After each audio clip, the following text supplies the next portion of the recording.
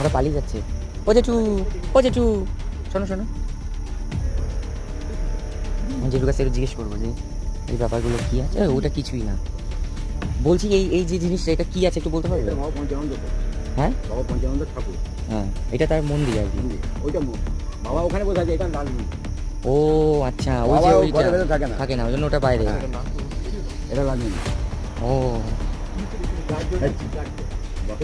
আর ওই ওই বটগাছটার ব্যাপারটা কিছু আছে নাকি? এমনি বসাও ছিল, বাঁধানো হয়েছে। ওটা কোনো একটা ওইটা পঞ্চানন বাবার মন্দির আর এইটা হচ্ছে নাট মন্দির।